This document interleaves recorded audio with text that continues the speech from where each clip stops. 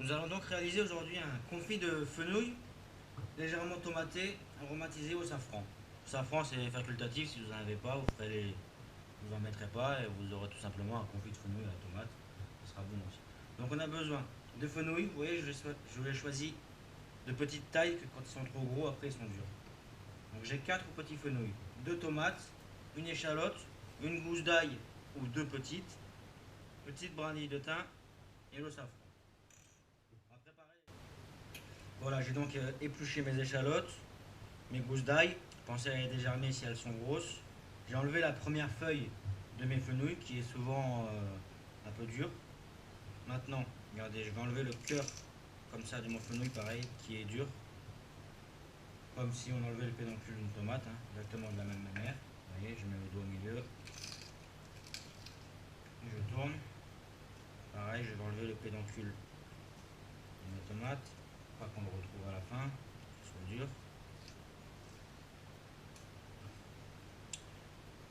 Je vais donc ciseler mes échalotes, émincer mon ail et faire revenir tout ça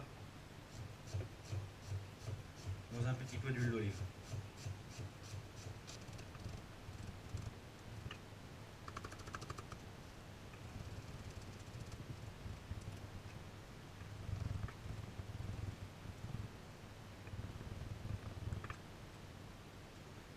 La brindille de thym, mon ail et mon échalote, je le fais revenir tout doucement, sans coloration.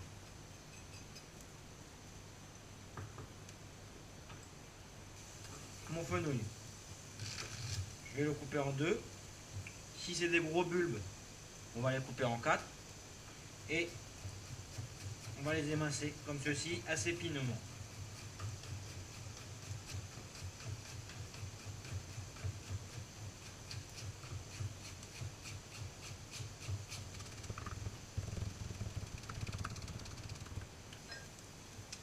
Vous avez besoin d'une casserole assez large quand même. Prenez pas une casserole toute étroite et en hauteur, parce que ça va mal cuire. Vous avez besoin d'une casserole large. Et on va mettre notre fenouil à suer également dans la casserole.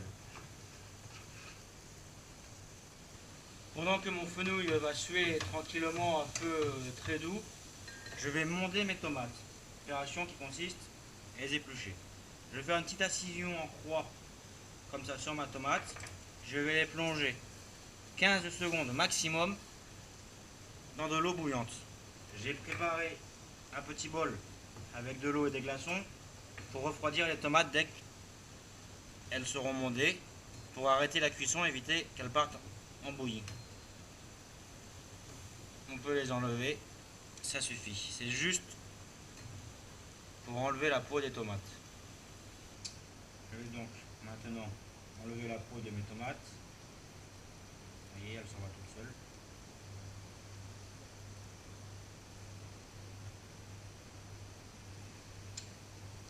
Je vais les couper en quatre.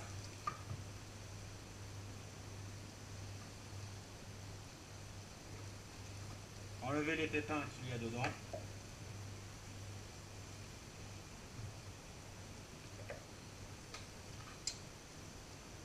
Et je vais les couper en gros carrés, en gros cubes comme ceci et les mettre avec mon fenouil.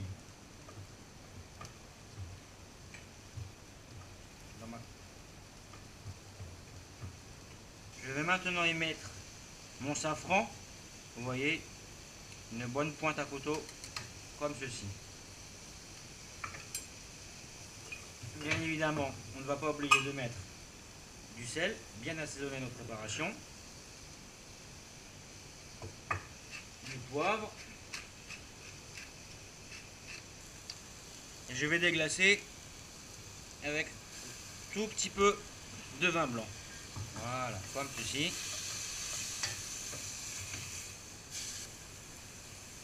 Et je vais mouiller avec de l'eau. Voilà. Jusqu'à hauteur on appelle ça mouiller à hauteur. Vous voyez, je vais baisser le feu.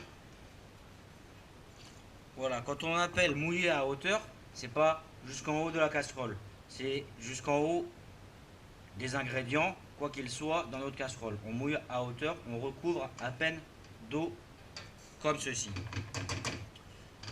Donc voilà, donc maintenant que c'est remonté à frémissement, je vais baisser le feu, je vais mettre le feu vraiment tout doucement.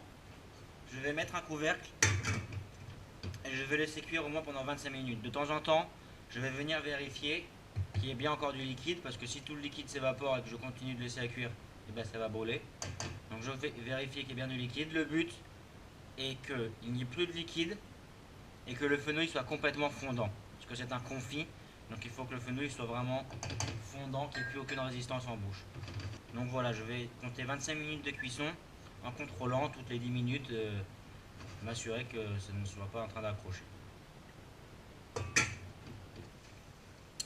Et bien après 25 minutes, une demi-heure de cuisson, vous voyez qu'il ne reste presque plus de liquide dans la casserole. Si je prends un morceau de fenouil, regardez, il est fondant, hein, il se coupe, il s'écrase tout seul. Il est bien fondant.